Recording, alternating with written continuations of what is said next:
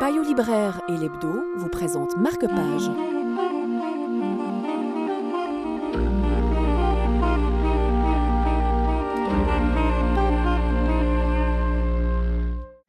Elise vit dans un petit village irlandais.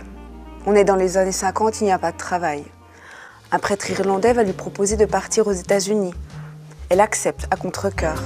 À l'arrivée, elle est logée dans une sorte de pension où elle doit cohabiter avec d'autres jeunes filles d'horizons très différents. Le prêtre lui trouve aussi un emploi dans un grand magasin. Pour Elise, c'est un véritable déracinement. Elle a le mal du pays. Puis, malgré tout, elle s'adapte. Elle rencontre un garçon. Pour une raison que je vous ne dévoilerai pas ici, elle doit repartir en Irlande. Là-bas, elle se rend compte qu'elle ne sait plus exactement à qui elle appartient, à l'Irlande du passé ou à l'avenir de Brooklyn.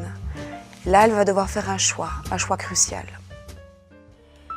Elle commença à réfléchir pour tenter de comprendre ce qui avait bien pu causer cette sensibilité nouvelle qui ressemblait à du désespoir, qui ressemblait à ce qu'elle avait éprouvé à la mort de son père quand elle les avait vus fermer le cercueil, ce sentiment qu'il ne reverrait jamais le monde et qu'elle, de son côté, ne pourra plus jamais lui parler. Elle n'était personne à Brooklyn. Ça n'était pas juste le fait qu'elle n'y avait ni famille ni amis, c'était bien plus que cela. Elle était un fantôme dans cette chambre de pension, dans ces rues où elle marchait pour aller au travail. Rien n'avait de sens.